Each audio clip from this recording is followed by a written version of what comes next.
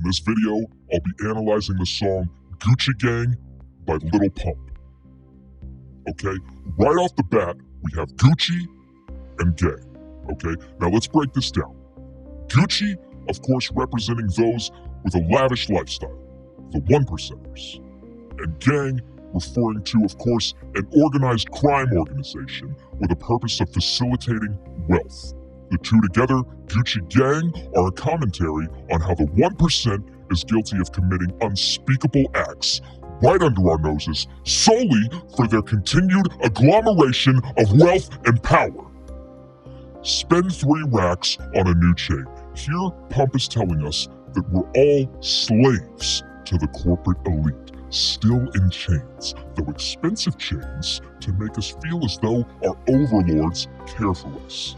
Well, if they spent so much on this jail cell, they must care for my well-being. Wrong! Wrong, sir! My bitch love do cocaine.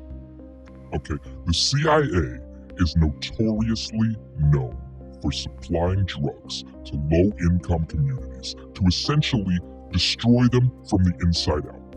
And continued drug use can lead to poor judgment and decision-making skills leading to promiscuity, i.e., I fuck a bitch, I forgot her name. Now, I can't buy no bitch no wedding ring can be taken a couple of ways here, alright?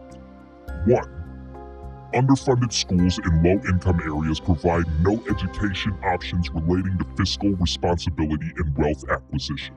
Okay, coupled with poor decision-making skills thanks to the CIA, an individual in this situation might rather go and buy some Balmains, okay? Or 2, I can't buy no bitch no wedding ring could also be viewed as a narration of the systemic racism in the United States. The federal government does not want low-income, particularly colored individuals to get married because marriage leads to children, and the cycle continues over and over, okay? Of course, we repeat Gucci Gang here several more times, okay? Gucci Gang, Gucci Gang. Now, my lean cost more than your rent. Your mama's still living it down. Here, Lil Pump provides social commentary on a typical low-income housing situation, also known as Section 8, where the properties are in a terrible state of disrepair. However, rent is typically very minimal. Perhaps even such a small expense that it's less than the cost of a drug habit bestowed upon you by the CIA.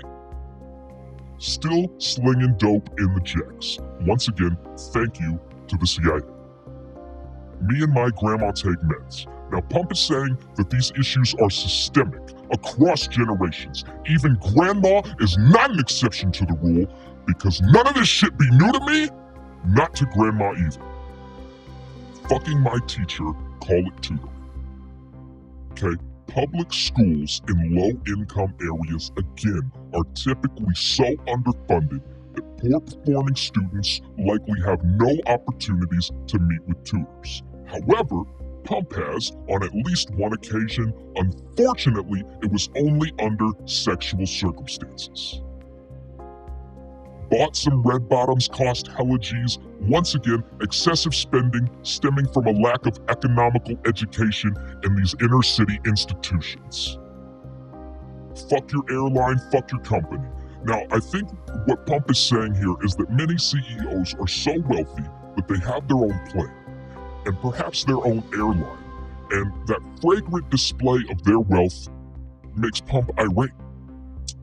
Bitch, your breath smell like some cigarettes. I'd rather fuck a bitch from the projects. Now, I'm not entirely sure what Pump is getting at here, but I think if we apply Occam's razor, what I can gather is that he just isn't too fond of women who choose to smoke cigarettes, so he flat out wants nothing to do with them. They kicked me off the plane off a Percocet. Everybody screaming fuck WestJet.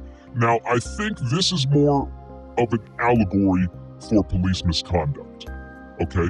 Now, officers will commonly use a technique, frequently in low-income areas again, known as the stop and frisk, where they're essentially given free rein to violate citizens' constitutional rights and use any resulting evidence gathered to unlawfully incriminate an individual, leading to their incarceration, which undoubtedly causes uproar within the communities who scream "fuck WestJet" or "fuck the police."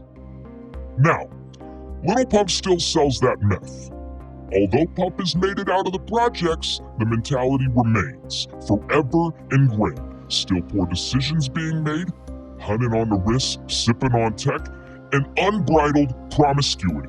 Fuck a little bitch, make her pussy wet. So I think what Pump is saying here is essentially what the Eagles said so long ago, is that you can check out anytime you like, but you can never leave.